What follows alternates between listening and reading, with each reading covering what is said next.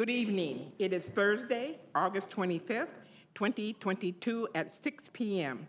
We are at the District Service Center in Cottage Grove, Minnesota. We would like to acknowledge that the land on which we gather is the land of the Minnewacan people. Minnewacan means dweller of the Spirit Lake. Our first item on the agenda is our roll call. Dana, will you call the roll? Katie Schwartz is absent. Eric Tessmer. Here. Louise Hines. Here. Melinda Doles. Here. Simi Petnaik. Here. Pat Driscoll is absent. Sharon Van Leer. Here. Next, please rise for the Pledge of Allegiance. I pledge allegiance To the flag of the United States of America and to the republic for which it stands, one nation, under God, indivisible, with liberty and justice for all. Next, we have is 3.0, the approval of the agenda. Can I get a motion to approve an amended agenda adding 7.3, the tentative agreement with Kids Club supervisors to the agenda? So moved. Second. Moved by Simi and seconded by Eric. All those in favor say aye. Aye. Those opposed? The motion is carried. The next item on our agenda is 4.0, comments to the board. At this time, individuals may speak to the school board on any item relating to South Washington County Schools. The board will not respond to or discuss your comments. Character abuse or specific complaints identifying staff, students, or task force members will not be permitted. The superintendent may be asked to prepare a response to your concerns.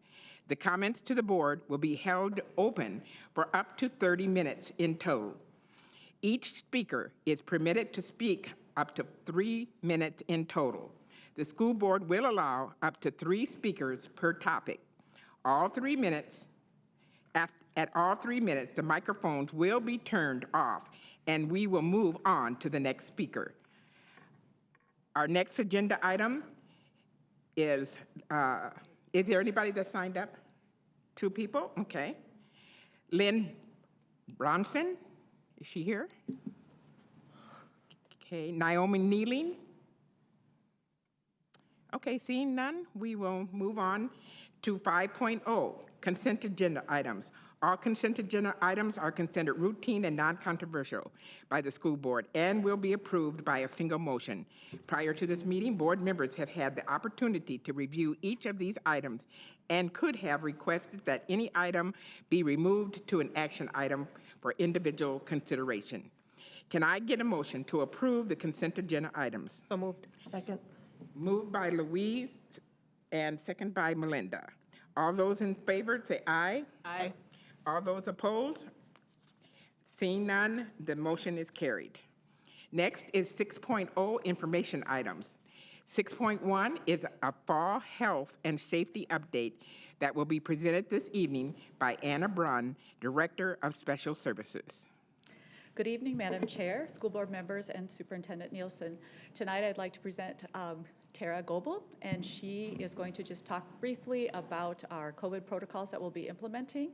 And there should have been a brochure on your spaces that we hand out to parents and families through our early childhood and our elementary schools about communicable diseases. Tara?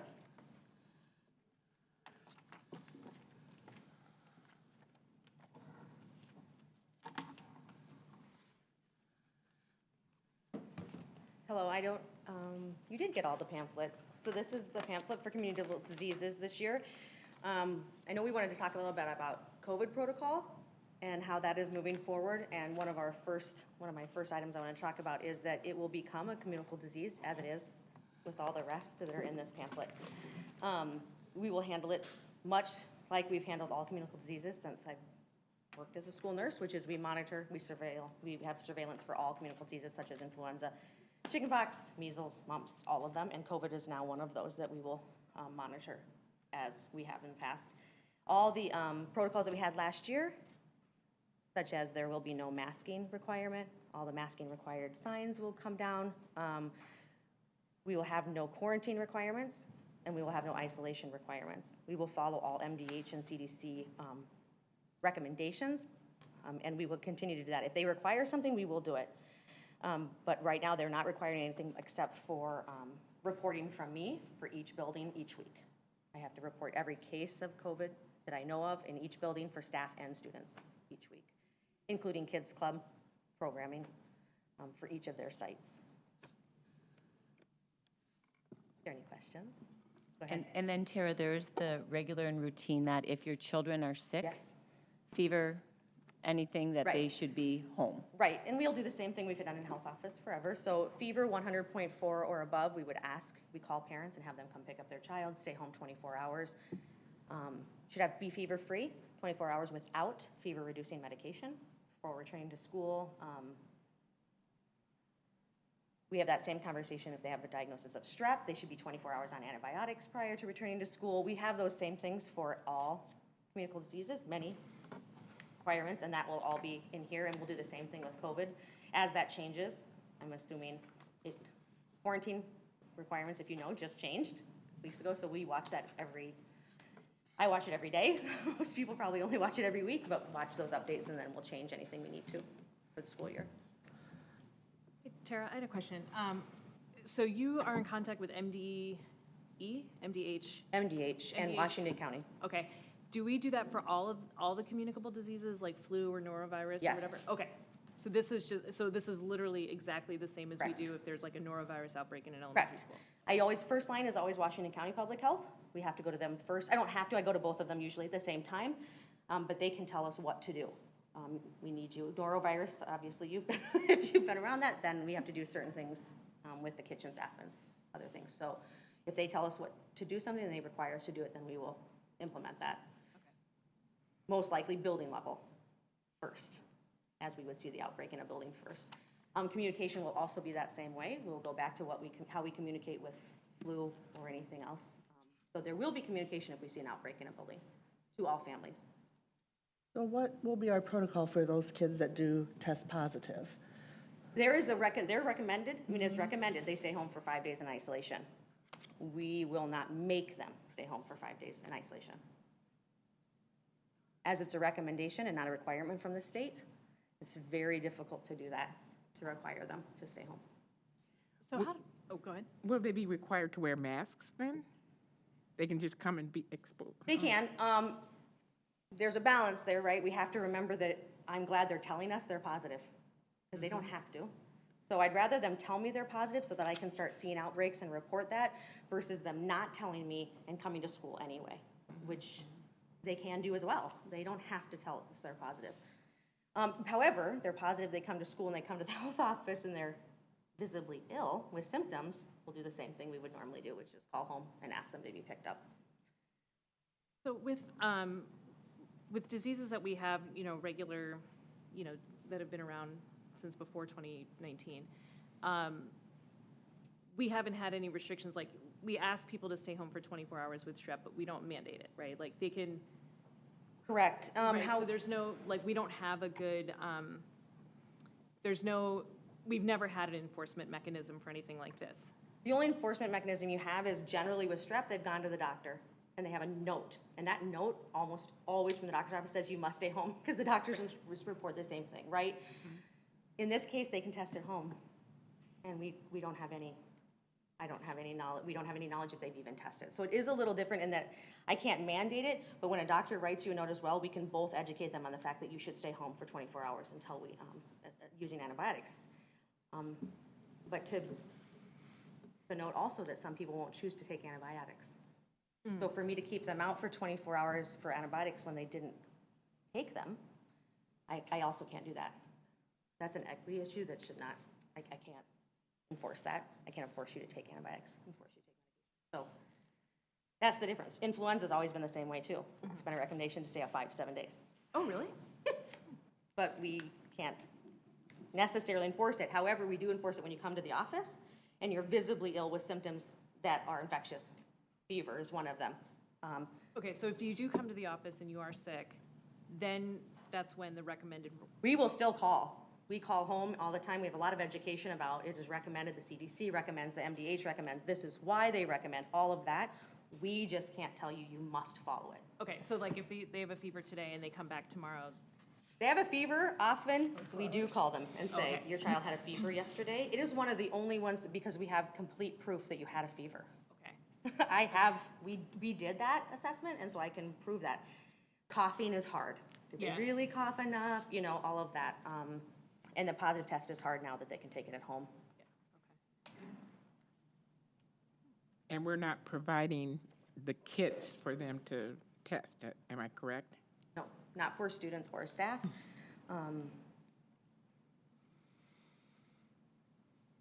They're very available, however, and I've talked to all of my staff as well, that if a family's in dire need, just like we always have before with anything else, come to us, talk to us, we'll help you. And go through that process like we would anything else. And so this brochure you said is being handed out at all elementaries? This will be available to elementary staff. Usually either gives it to them when they pick up their kid, or if they have a question like, what would I do if it's, Okay. a lot of times it's, what will I do if it's ringworm? Oh, Right? okay. Just take this and you can read this, right? It's every clinical disease. In pre-K, this is handed out to every family. Okay. So they do receive it in their meet and greet packet. It's not handed out as much at secondary, but this information is also on the website, just like it looks here. Is it just because we don't have kids getting sick like in secondary like we do in elementary? No, it's more that we don't see them as much in the health office for those. Oh, okay. They, you know, check themselves out, and there's just different things. Now, if we see them and they're concerned or their parent asks, we do hand it to them. But it will be every pre-K and then a lot of our elementaries. You'd be surprised how much this gets handed out. Oh, okay. Any other questions, Eric? Nope. Louise? Nope. Okay, thank you so much, Tara, for this Thank you. information. This will Thanks. help us provide information and resources for our parents. Thank you.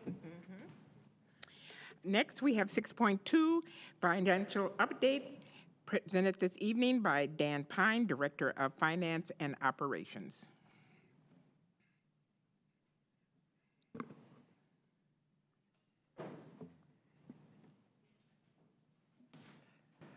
Good evening, Chair Van Leer, members of the school board, Superintendent Nielsen. Tonight I'm here to give the monthly financial update.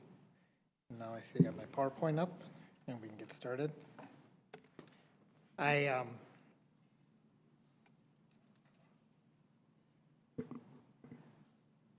going to visit my mother this weekend. She's 94 years old. It reminded me of a story we had about her parents when they were in their 90s. And they were still living at home, and they were kind of worried because they were forgetting things all the time. And the doctor said, well, maybe you should write stuff down so you remember. So they were sitting one evening watching TV, and my grandpa gets up and he says, I'm going into the kitchen. You want anything? And she said, bowl of ice cream. You better write that down. He said, I can remember a bowl of ice cream, don't worry. Strawberries, too. Write that down. I'm not going to write it down. I can remember it's strawberries and ice cream. Whipped cream, too. Write that down. I'm not going to write that down, he says. About 20 minutes later, he comes out with a plate of bacon and eggs. Hands it to her, and she stares at it for a while, and she says, where's the toast? Oh, my God. I had to do that for you, Sharon. It's been quite a while. So tonight we'll give you a budget update, as we do once a month. Tonight we'll talk about enrollment because it's the time of year when we monitor enrollment almost on a daily basis. This year we've been looking at it probably a little more closely than normal, mainly because it's been changing so quickly. We have issues with capacity, as you know, and we have to look at staffing to keep that up to date if we can. So I did this PowerPoint last week, so as of last Wednesday, August 17th, the student count for K through 12 was 18,704. As of 2 days ago, it was 18,723, so it kind of changes pretty much on a daily basis right now. And we do expect some drop-off sometime in the middle of September as school gets going and we see who's all checked in and who hasn't checked out from the year before and might have moved away or something like that. But on the bright side, budget-wise, it's about 150 students ahead of budget. As we look at last year's enrollment, So far, what's been submitted to the Minnesota Department of Education shows about 42 students under last year's budget. So this will make up for that this year. It may go up a little bit, but we don't really have to do our final. We do a submission twice a month to the Department of Education of last year's numbers, and the final submission would be sometime, I think it's December 1st or so. Just as a note, the highest student count that we recorded, EDM count, which is basically student count, average daily membership, was 18,754, and that was in 2019, 2020. This is a chart to illustrate our enrollment, both the actual and what I'm projecting for the future. These projections are done on what's called a cohort survival method. So I'm really not putting any projections in for growth from new housing.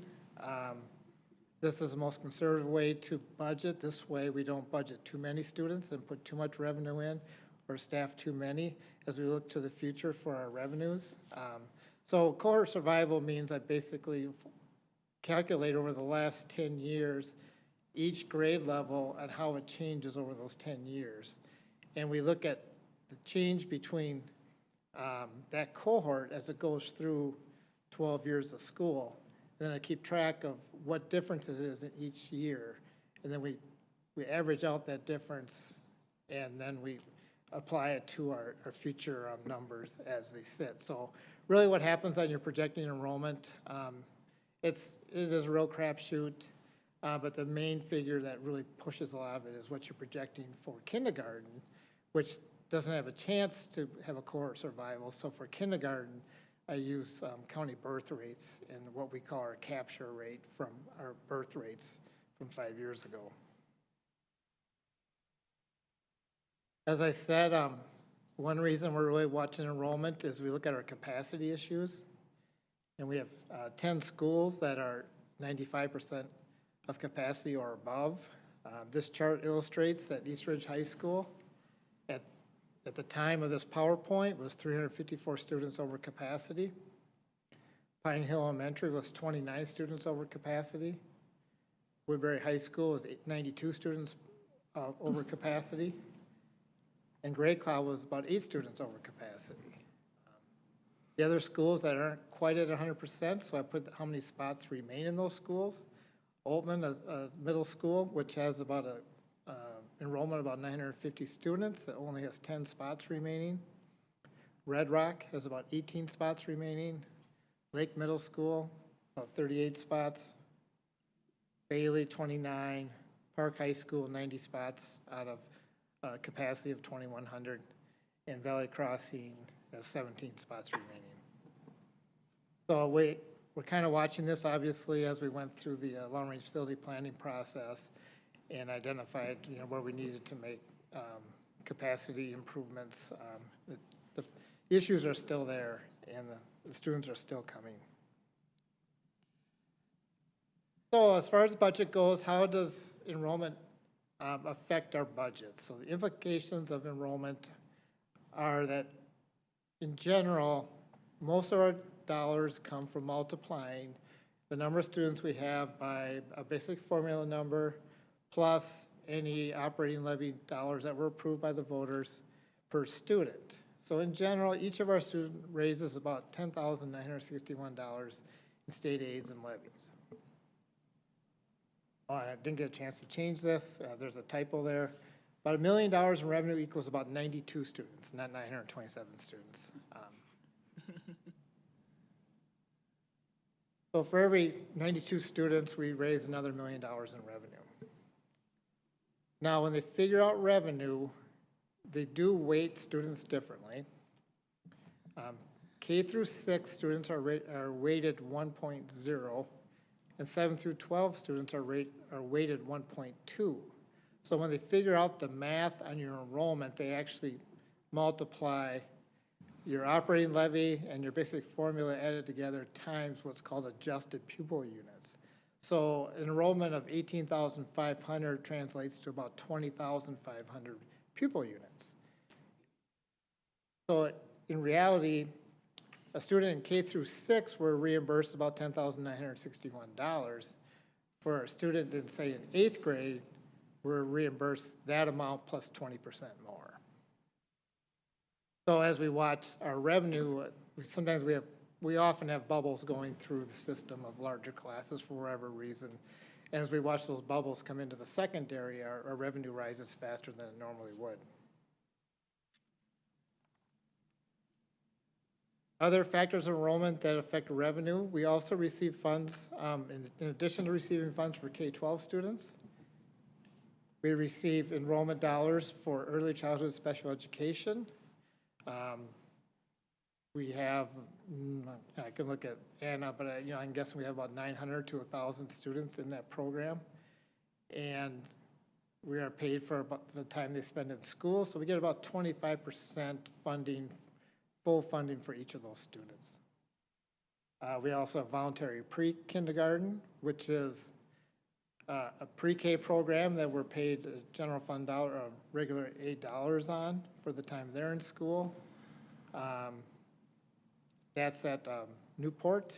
And then we have School Readiness Plus, which is a similar program of students that are pre-K, but we're paid regular ed dollars for them. And we have programs in Crestview, Armstrong, Pullman. We also have extended time for students that attend school longer than a full year, meaning that they're in school for longer than the full day. They're working outside of school, and we can get paid up to 1.2 for those students. And then we also have funding for post-secondary options students. The PSEO students do not count in our count, so the ones that go away to school, we do not get paid for those. We do have an arrangement with Century College in which we recognize the kids as our full-time kids, and then we pay Century College the tuition it would cost instead of the state paying the tuition, and that arrangement is a joint venture between the college and us, and it saves us about $100,000 a year. And then this year we have our new online school, and that will increase revenue as students will stay within the district. So instead of having work, maybe in our district for 0.7 and then some online school for 0.3, they'll be in our district for 1.0 for the full day. So we're hoping to see that raise revenues to have the online school. Then I'll just talk a little bit about the budget, what we're forecasting. We like to forecast, I look ahead quite often to see, if we have to make any adjustments and things like that. Well, the most important thing about your budget forecasts are really your assumptions. I mean, any numbers that we put up here, we know they're not exactly right because we don't know what's going to happen in the future. But we try to make good assumptions and conservative assumptions to make sure that we can see if we're going to still be on track. So in these assumptions for our budget forecast, using the cohort survival method, we are estimating that the enrollment will increase about 1.12% per year. So, at 18,500, 1% would be about 185 students. So you're talking about 190 students per year. And that's important because as enrollment goes up, your revenue goes up. We have to assume something for the state basic formula. They've decided every 2 years how much they'll increase that formula by. And we're assuming that it will increase about 2% a year after the year's 2022.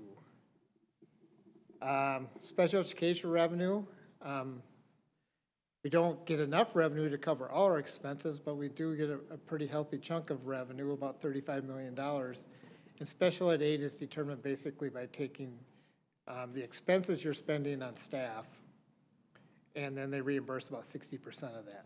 So I'm assuming that revenue will increase about $2 million a year. As our expenses go up, that revenue will go up. And then on the expense side, we're assuming that the wages and benefits will increase about 2.5% per year. We're assuming that all other expenses will increase about 2.5% a year. So those are the kind of things we can control and look at. And then staffing-wise, we generally add a licensed staff position for about every 16 students. And that's overall. It means, we may have some caseloads in special ed of 7 or 8, but then obviously we're going to have classes at 35 to 36 kids too. But as general rule, if you look at our total stats, we generally have a licensed staff person for every 16 to 17 students. With that, we throw it all together and figure out what this is going to look like in the future years. So, projecting that 21-22, which we're working on our audit right now, we'll finish with about a $5 million surplus. 22-23 is a budget that was approved in June, and that shows about a $1.2 million surplus. And then the future years, we're projecting that we're going to be just staying ahead of expenses all along the way. What does that translate into? What our fund balance? So conservatively, we're looking at the end of 21-22 at just under 8% fund balance, 22-23, a little above 8%, and then slowly increasing to about 13% or so in 26-27. Now we know our goals loftier than that, and obviously we'll be looking at these numbers a lot and adjusting these projections, but these are conservative projections. With that, that's your update for the month, and I'll entertain any questions. Hi, Dan. So I had just two questions. One is you talk about the weight given to students 1.0 and 1.2, K through 6 and 7 through 12. Do those weights accurately reflect the money that is spent to service those students? Like is a 7th through 12th grader 20% more expensive to educate than a K through 6th grader, generally speaking? I haven't found that to be the case. I think per student, we spend more on the elementary side than on the secondary side. Okay. And some of that's just a matter of sheer size and volume, having a bigger school of 2,000 students compared to a school of 500, just economies of scale. But no, and why they decided that, the weighting used to be a little more complicated than that. They just kind of simplified it down to 1 and 1.2. But that's the assumptions they made. It doesn't say you have to spend that way. And we generally spend more per student on the elementary side than the secondary side. And those weights are set by MDE or by the legislature? Or? Yeah, they're in statute. They're in statute, okay. And then my other question was that, we've assumed an increase of 2% per year that the legislature will provide, but that our expenses will outpace our any increase that we're going to get from the state. So do we know, at what point, that just doesn't seem like it's sustainable long term, right? Because at some point you just eat up that extra money you've salted aside. Yeah, if you just took the straight state aid formula increase as opposed to your expenses, there are other revenues that are in there that can go up.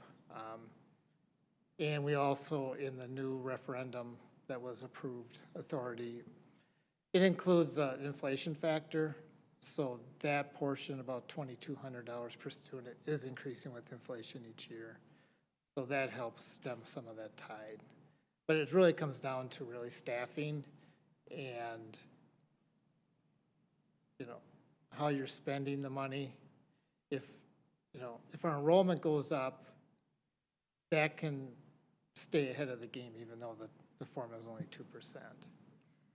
So for this year, or as of last week, our enrollment was 150 students ahead of budget, or roughly 9. So then are we looking at hiring an additional 9 staff members to cover that additional 150 students? No, it really depends on where the students come in. We've added, Dana just sent that to us.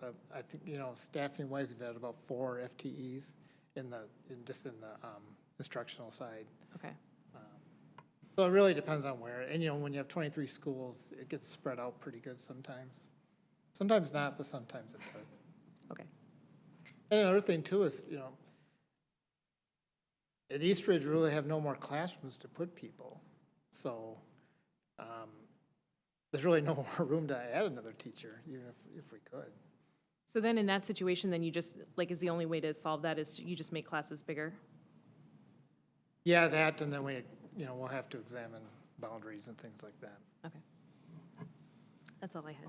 And I just want to point out to the board, because as Dan and I went through this presentation too, is just that cohort survival, that conservative look at enrollment, that it doesn't include the new housing. And so while you see that kind of endpoint at 13%, we know that it doesn't include that new enrollment that we would be getting in. And so that's that cohort survival method of determining budget.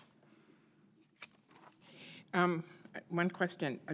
You said that East Ridge is 300 students over capacity, and that Park has 90 positions. Is there any thought about cutting that and send some of them to Park? Is there any kind of facility, capacity options that we can relieve? We wouldn't do East that Ridge at this stage of the game, but we'll have to look at that next year. for next year? Okay. I mean, if somebody wanted to open a role, IDT over there, district transfer, we certainly would approve it. But we will look at it next year with the boundary changes. Yeah, we'll have to as we look at the long-range facility Okay. plan. Louise, Eric? Yeah, I got a quick question, Dan. Maybe it might be hard for you to answer, I don't know, but with inflation at the level it's at, are you seeing any kind of effect on is that affecting the budget at all? It mostly in some of the supplies like gasoline for the transportation department. We did get, we have a fuel clause in our contracts with our contractor, meaning that if fuel goes above a certain amount, we have to pay extra. If it goes below a certain amount, we get money back, but that doesn't happen too often. So I saw that. Utilities were okay. I think the biggest thing that contributes to inflation that we kind of have somewhat of a ceiling on is health insurance. So we have to bid every 2 years. And our bids came in this year about a 10% increase, and then they put in what's called a cap for the second year, and the cap for year 2 is about 10%. So as we're seeing health costs rise, which contributes to the inflation number, our costs of premiums is staying at about 10%. It's still a high number, and both the employee and the employer are bearing the brunt of it. But that's really the biggest things I've seen with inflation so far. We haven't really seen it on some of the services we pay and things like that.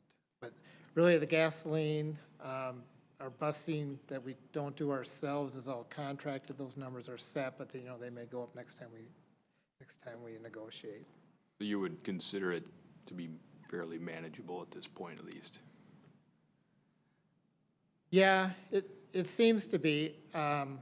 Much of our budget is, as you know, is staffing and salaries and wages, and because of the labor shortage, we have many positions that are open, but we're planning for them. So they're kind of, some of that stuff's kind of loosening the blow of increasing costs. So if those positions never get filled, we'll never spend that money.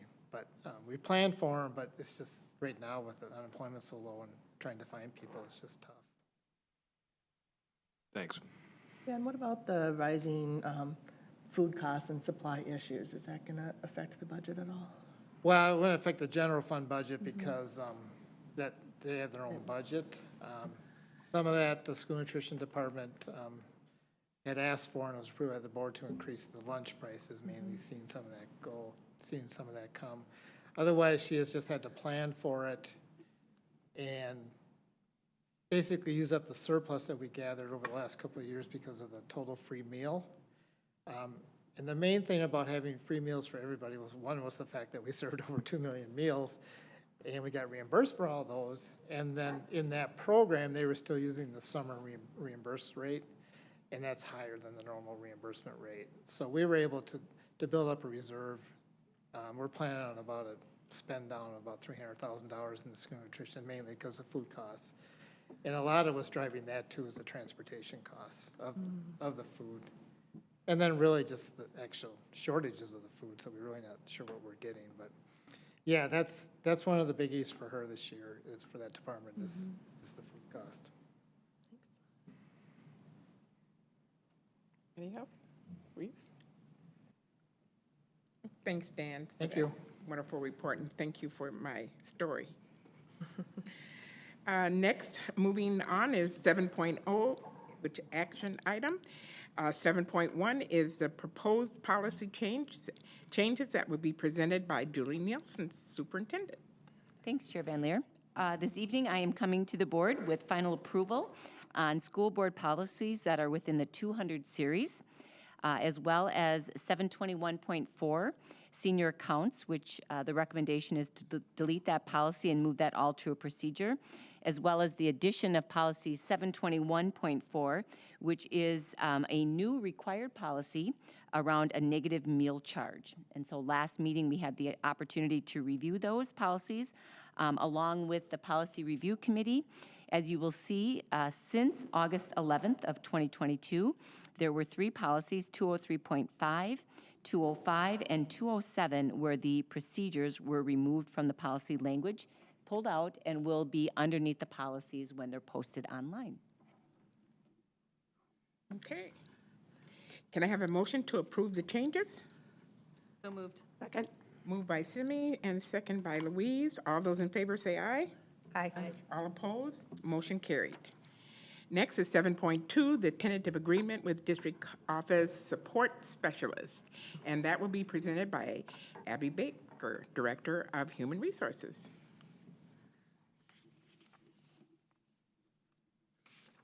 Good evening, Chair Van Leer, members of the school board, and Superintendent Nielsen. Tonight, I'm here to present the tentative agreement with the District Office Support Specialists. Negotiations toward a new collective bargaining agreement between SoWashCo County Schools and the District Office Support Specialist have resulted in a tentative agreement to be effective July 1st, 2022 to June 30th, 2024. Members of the bargaining unit approved the tentative agreement on August 9th, 2022.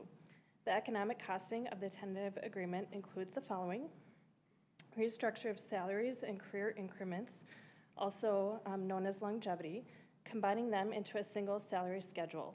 The combination of current salaries, current longevity pay, and market adjustment resulted in the aggregate pay increase of a 4.8% in year 1 and 3% in year 2. So for the district contributions for health insurance on single coverage, dental increased contributions from $1 a month in both 2023 and 2024. For health insurance, it was an increase from $570 this plan year to $650 for both plan years. And then the VEBA contribution remained flat. For family coverage, dental increased $5 to $85 for both years. For health insurance, it increased from $1,530 this year to $1,700 for both plan years. And the VEBA went up $33 from $300 this year to $333 for both plan years. Other contract items were TSA annual district match increase up from $4,800 to $5,200, and then a memorandum of agreement of a one-time payment of $800. So administration recommends approval of this agreement. Okay. Can I have a motion to approve? So moved. Second. Moved by Melinda, second by Louise. Louise. Is there any discussion or comments? I just had a question. So with the, and Dan alluded to this when he talked about labor shortage and how we're hit by this. Does this pay increase, do we know how this positions us within, the marketplace for people who do these sorts of positions? Sure, yep. So part of our negotiations process was looking at market increases, so that's factored in. I would say we're competitive with other school districts. Okay. Any other comments, questions? Okay. Seeing none, all those in favor say aye. Aye. All those opposed? Motion carried. Next on our agenda is 7.3, which is a tentative agreement with Kids Club supervisors, and that also will be presented by Abby Baker. Yes. Next, I will present the tentative agreement with Kids Club supervisors. Negotiations toward a new collective bargaining agreement between South Washington County Schools and the Kids Club supervisors have resulted in a tentative agreement to be effective July 1st, 2022 to June 30th, 2024. Members of the bargaining unit approved the tentative agreement on August 23rd, 2022. The economic costing of the tentative agreement includes the following. Also a restructure of salaries and career increments, also known as longevity, combining them into a single salary structure. The combination of current salaries, current longevity pay, and market adjustment resulted in an aggregate pay increase of 4.75% in year 1 and 5.44% in year 2. The health insurance district contributions for dental insurance, the single coverage, it went up from $20 to $32.22 for both plan years. The copay plans stayed flat, and then the high deductible plans went up from $557.82 to $522.11 in year 1 and $794.32 in year 2, and the VIBA contribution remained flat. For family coverage, the dental went up to $32.22 for both plan years. Again, the copay plan stayed flat, and the high deductible health insurance plan went from $557.82, our current rate, to $967.64 in year 1, and then $1,064.40 in year 2, and the family VIBA contribution remained flat. Other contract items include a one-day increase in vacation for each service category, and then a memorandum of an agreement for a one-time payment of $300. Administration recommends approval of this agreement. Okay, can I get a motion to approve the agreement? So moved. Second. Moved by Eric and seconded by Simi. Are there any discussion or comments? Okay, all those in favor say aye. Aye. All opposed? Motion carried. Thank you. Thank you. Next is 8.0, and that is our superintendent's report. Supervisor. Or supervisor. Yeah, I think you can be that. Superintendent's report, and that it will be given tonight by Superintendent Julie Nielsen. Thank you. This afternoon, our parent newsletter went out, and just for anybody who is watching, anybody in the audience, just a couple of things. Our long-range facility plan, we have been getting the kind of what's next. And as I've shared, that the what's next is really, we want to get students in school, and we want to be excited about starting a new school year. We will then look forward to what the next process looks like. Part of that process will be include gathering information from staff members, from students, from people within our communities, from legislators, from city council members. We will also more than likely couple that with a district survey, and the entire process will come back to the board. But more than likely, we will gather feedback and input about what a plan, what people want to see in a plan, what they would like the process to be, plus survey. And then it's estimated that January or February we'll begin to talk about potential options as we move forward based on the results of the survey and the input. And so we have some work to do.